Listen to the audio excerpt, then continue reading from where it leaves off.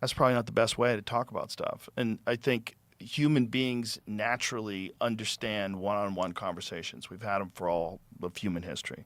And so when you get a chance to hear people talk one-on-one for hours at a time, it expands your understanding of the world. Like, now I know how you feel about things. I know, at least for this brief 3-hour conversation, I get more of a sense of how you approach things. And then people put that into their own mind and go, maybe I should approach things a little bit differently.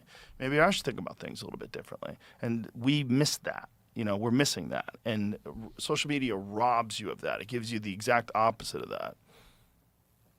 Yeah. Yeah. I mean, what Charlie Kirk was doing, you're right. It was less of a conversation and more of a.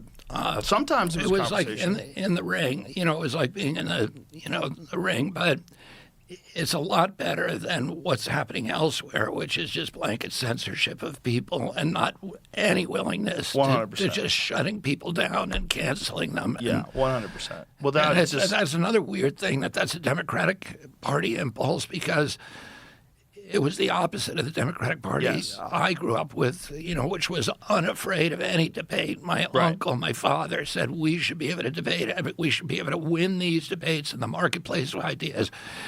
If we can't, then we need to examine ourselves. It was a core tenet of the Democratic Party. Yeah. And, the unfortunate shift in that, it's just like, I remember during the Bush administration when the FCC was going after Howard Stern.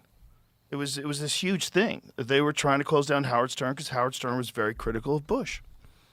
And it was like he was the guy out there fighting for free speech, and they were getting fined like enormous fines for things that he had said, they deemed to be obscene, and that was a right-wing thing, and we always thought of it as a right-wing thing. And when you see what's happening today, just like the wanting silence of your political opponents is the dumbest way to cut off your own hand. It's so dumb, because if you can't see that this could be used against you if someone else gets into a position of power, if all of a sudden some enormous right-wing corporation buys these social media platforms and only pushes right-wing agendas and silences all left-wing agendas, like, do you know how fucking crazy that is? To just give that kind of power willingly to an anonymous group of people that you supposedly align to because you're in the same tribe. It's the dumbest thing ever.